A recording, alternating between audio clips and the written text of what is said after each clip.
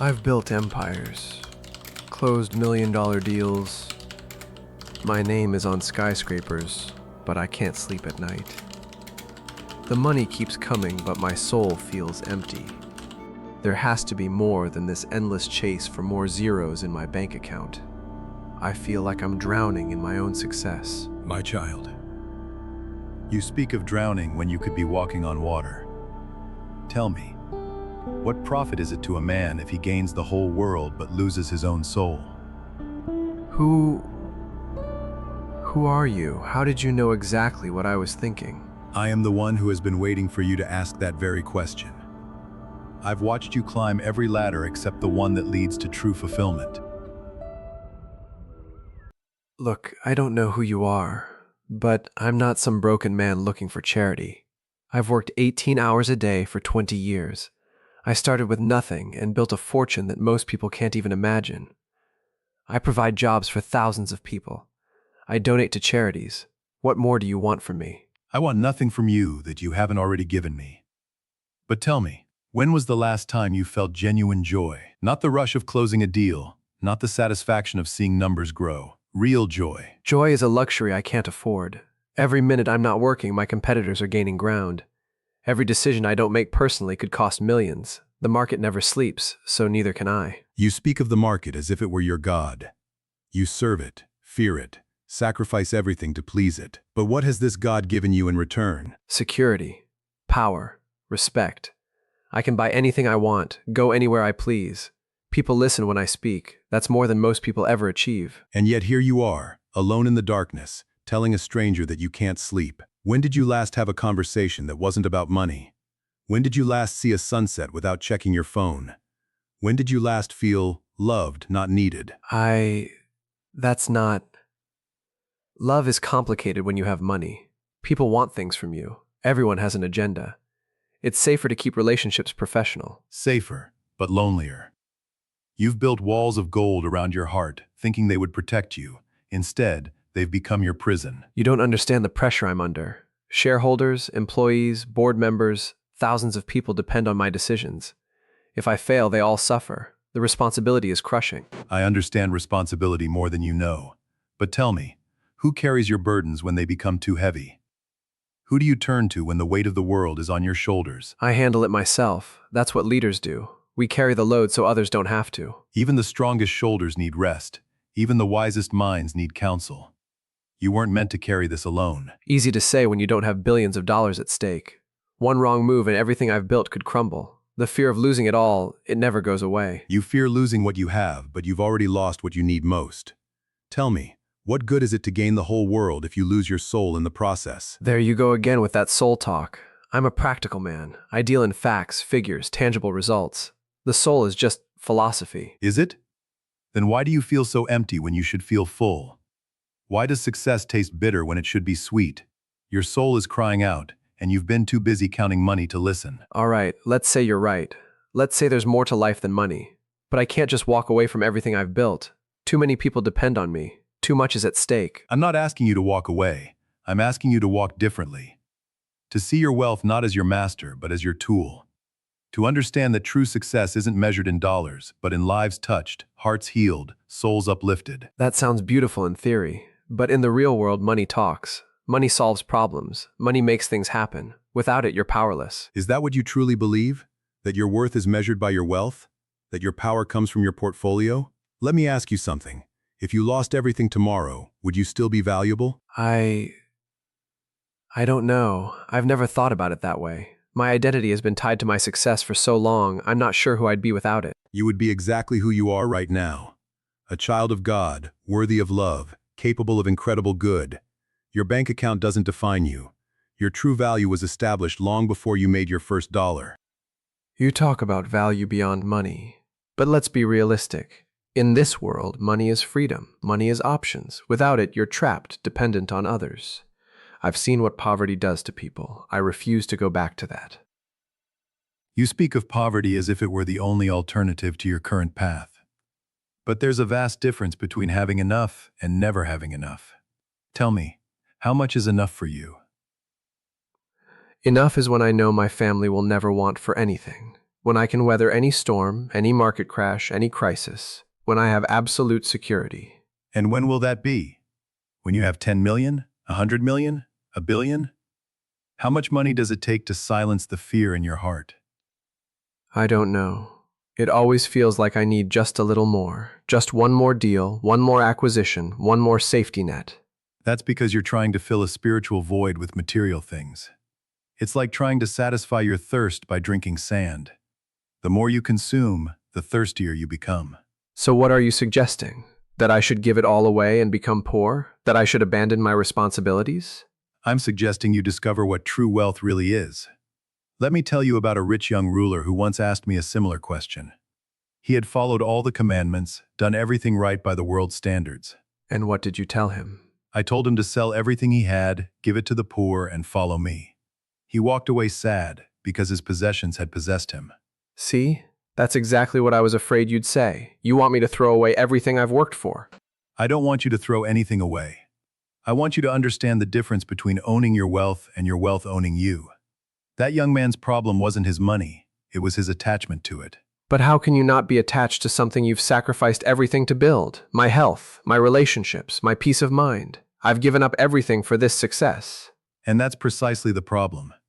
You've made money your master instead of your servant. You've worshipped the creation instead of the creator. I don't worship money. I just need it. It's security. It's survival. Is it? Or is it the golden calf you've built in the wilderness of your own making? Remember, the Israelites didn't think they were abandoning God when they made the golden calf. They thought they were honoring him. You're comparing me to idol worshippers? That's a bit extreme, don't you think? Tell me, what do you think about first when you wake up? What keeps you awake at night? What do you sacrifice time, relationships, and peace for? What controls your emotions more than anything else? The market, stock prices, quarterly reports, business deals. But that's just business. Is it just business when it consumes your thoughts? When it dictates your mood? When you can't enjoy a meal without checking your portfolio? When you can't have a conversation without calculating its potential profit? When you put it like that, it does sound like an obsession. But what choice do I have? If I don't stay on top of everything, someone else will take my place. And would that be such a terrible thing? Would the world end if someone else made the deals? Would your worth as a human being diminish? I've never considered that. My entire identity is built around being successful, being the best, being indispensable. But you are not indispensable to the market. You are irreplaceable to those who love you. You are not valuable because of what you own. You are precious because of who you are. It's hard to believe that when everyone around me treats me differently because of my money. People see dollar signs, not a person. And yet here I am seeing you. Not your bank account, not your achievements, not your possessions.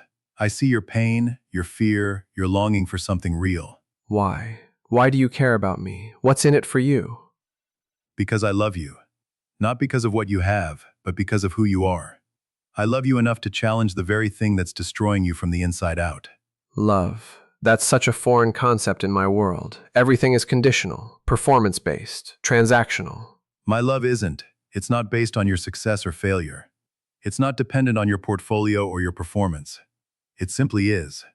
As constant as the sunrise. As faithful as the tides. Your love sounds beautiful. But how does that translate to real life? I still have board meetings tomorrow. I still have decisions that affect thousands of people. I still have shareholders expecting returns. How does love pay the bills? I'm not asking you to abandon your responsibilities. I'm asking you to transform your motivation. Right now, you work from fear. What if you worked from love instead? Work from love? That sounds naive. Business is brutal. It's survival of the fittest. Love is a luxury I can't afford in the boardroom. Is it? Or is love the very thing that would make you a better leader? Tell me, who would you rather follow? Someone who leads from fear, or someone who leads from love? I never thought of it that way. But how do you lead with love when you're making tough decisions? When you have to lay people off? When you have to choose profit over people? Who said you have to choose profit over people? What if I told you that caring for people and building a successful business aren't opposites? What if they're actually connected? You mean like those companies that talk about corporate responsibility? Most of that is just marketing, empty promises to make consumers feel good. I'm not talking about marketing. I'm talking about a fundamental shift in how you see your role. You're not just a wealth creator. You're a steward. A steward? What do you mean? Everything you have has been entrusted to you. Your talents, your opportunities, your resources. The question isn't whether you can accumulate more. The question is what you'll do with what you've been given. But I earned everything I have. I worked 18-hour days. I took risks when others played it safe. I deserve what I've built. And where did your intelligence come from? Your health? Your opportunities? The country that allowed you to build your wealth? The people who taught you? The customers who bought your products? I see your point. But if everything is just entrusted to me, what's the point of working hard? Why not just give it all away?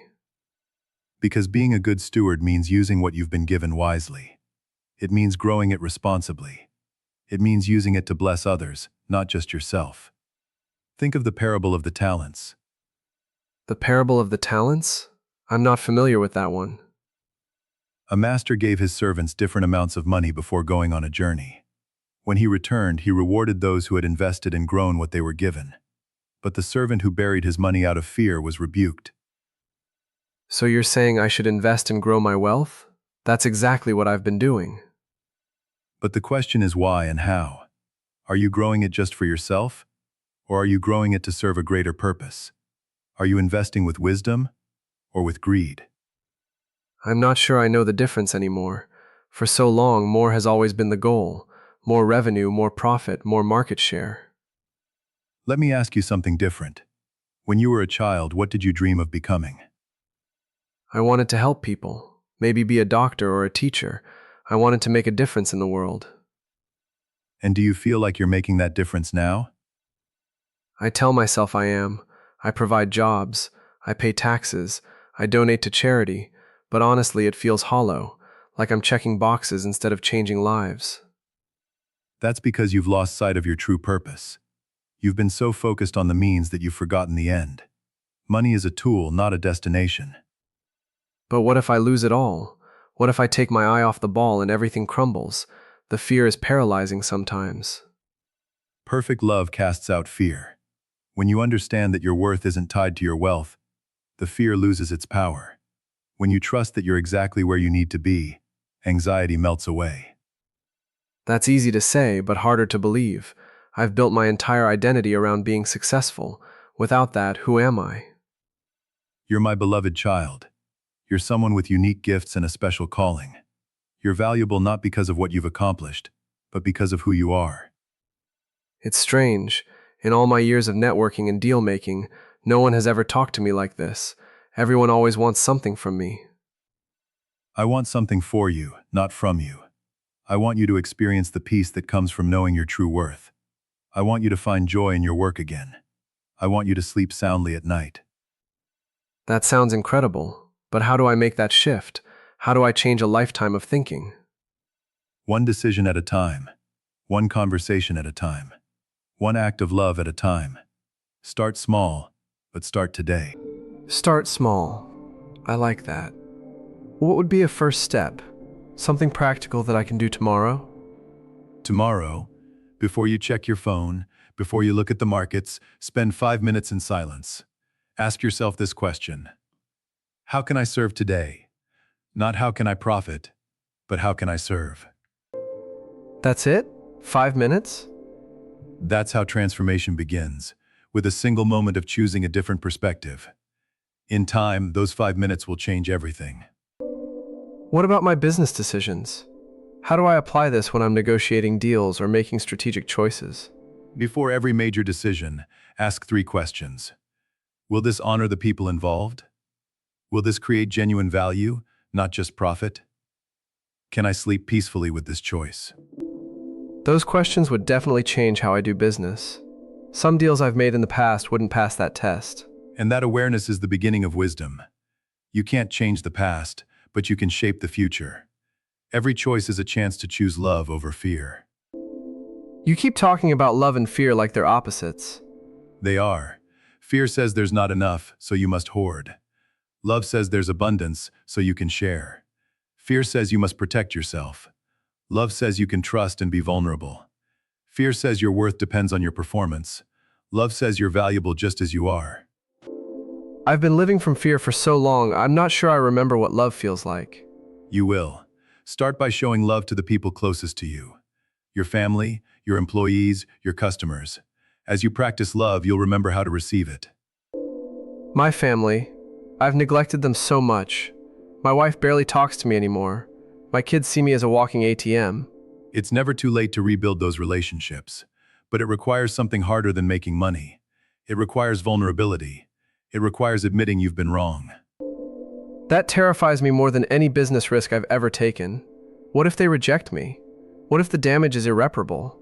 What if it's not? What if they've been waiting for you to come home, not physically, but emotionally? Not as a provider, but as a husband and father. I want that so badly. I want to feel connected again. I want to remember who I was before I became obsessed with success. That person is still there, buried under years of fear and striving, but still there. You haven't lost yourself. You've just forgotten who you really are. How do I remember? How do I find my way back? The same way you built your business empire. One day at a time, one decision at a time. But instead of asking what will make me more money, ask what will make me more human. What will make me more human? I like that. That's actually the question I should have been asking all along. And here's what you'll discover. The more human you become, the more successful you'll be. Not just financially, but in every way that matters. Your relationships will deepen. Your work will have meaning. Your sleep will be peaceful. That sounds too good to be true. There has to be a catch. The only catch is this. You have to be willing to measure success differently. Instead of counting dollars, count moments of joy. Instead of tracking stock prices, track the smiles of your employees. Instead of quarterly profits, measure the health of your relationships. A completely different scorecard. Exactly. And here's the beautiful paradox. When you stop chasing money as your primary goal, you often end up with more of it. Because people want to do business with leaders they trust. They want to work for companies that care about more than profit. They want to invest in visions that inspire, not just returns that impress. So I won't necessarily have to choose between success and meaning? True success includes meaning. Wealth without purpose is just accumulated anxiety. But wealth with purpose becomes a force for good in the world. I feel something I haven't felt in years. Hope. Hold on to that feeling. Let it guide your decisions. Let it transform your priorities.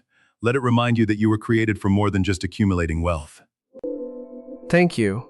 I don't even know your name, but you've given me something more valuable than any business deal I've ever closed. You've given me a reason to hope again. My name is Jesus, and remember this, you cannot serve both God and money. But when you serve God with your money, both your wealth and your soul find their true purpose. Jesus, I should have known. The peace I feel right now, the clarity. This is what I've been searching for all along. Not just financial security, but soul security. And it was here waiting for you all along. You just had to stop running long enough to find it. Go now and live differently. Not because you have to, but because you want to. Because you've tasted something better than success. You've tasted significance.